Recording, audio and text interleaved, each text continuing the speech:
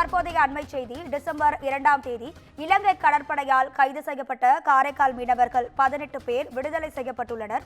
இது தொடர்பான அண்மை செய்தியை நாம் பார்த்துக் கொண்டிருக்கிறோம். இது குறித்தான கூடுதல் தகவல்களை தருவதற்காக நமது செய்தியாளர் சிவக்குமார் இணைப்பில் இருக்கிறார். வணக்கம் சிவக்குமார், உங்க தகவல்களை சொல்லுங்க. அதாவது 18 காரைக்கால் மீனவர்களை நிபந்தனையோட தற்போது விடுதலை செஞ்சு இலங்கை நீதிமன்றம் ஒரு உத்தரவு பிறப்பிச்சிருக்குதுங்க. அதாவது கடந்த 2ஆம் தேதி காரைக்கால் துறைமுகத்திலிருந்து கடலுக்கு மீன் பிடிக்க சென்ற மீனவர்கள் காங்கேசன் கடல் பகுதியை பக்கத்துல மீன் பிடிச்சிட்டு வந்திருக்காங்க.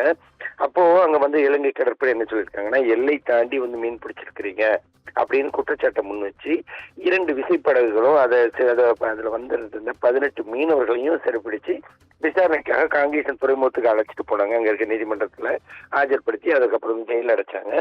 இதனை அடுத்து இந்த சிறைக்காவல் தண்டனை நிறைவடைஞ்சது. அதாவது இந்த குறிப்பிட்ட தினம் கை செய்யப்பட்ட சில தினங்கள் சிறைக்காவல் நிலையிலிருந்து நிறைவடைஞ்ச நிலையில நீதிமன்றத்துல மீண்டும் ஆஜர்படுத்தி அவங்களை நிபந்தனையுடன் கூடிய விடுதலை செய்து ஆஜர்படுத்தின நிலையில நிபந்தனையுடன் கூடிய விடுதலை செய்து இலங்கை பருத்தித்துறை நீதிமன்றம் தற்போது உத்தரவிட்டிருக்குது.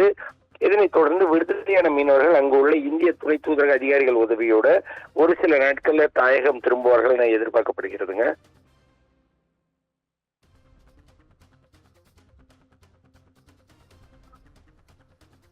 உங்க தகவல்களுக்கு நன்றி சிவகுமார்.